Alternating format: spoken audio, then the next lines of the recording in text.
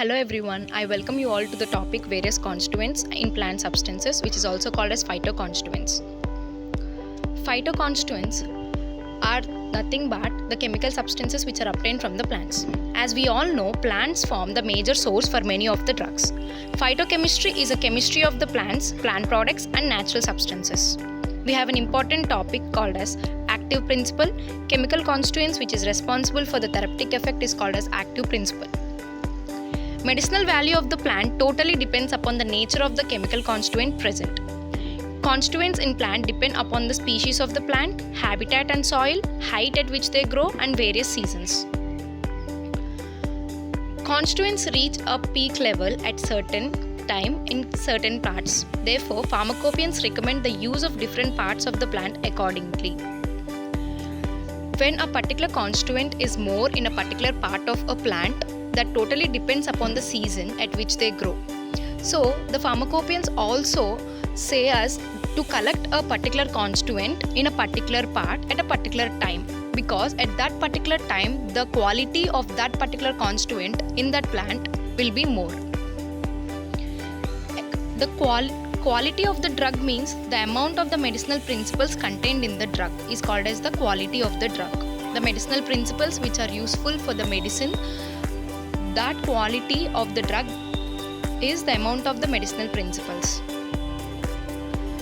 Principles or the constituents of the drug are classified into groups.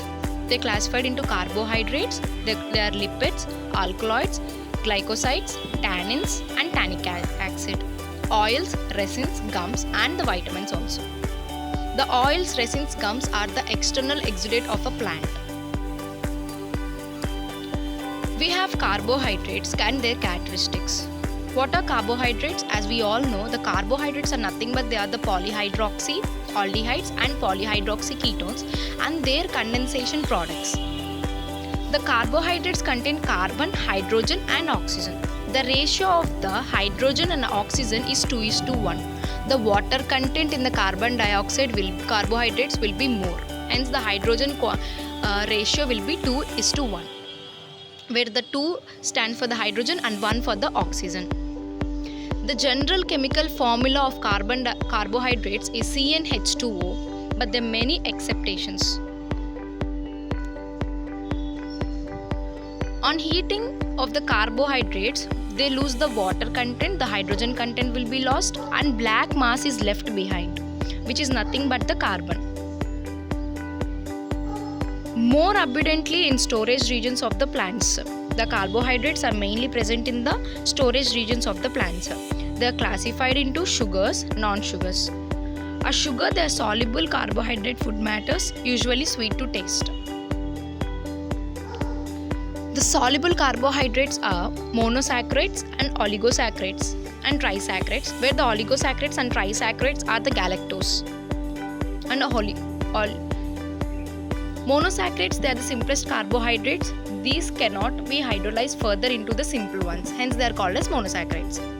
They may be pectose and pentoses. Sugars with 5 atoms are commonly in the plants.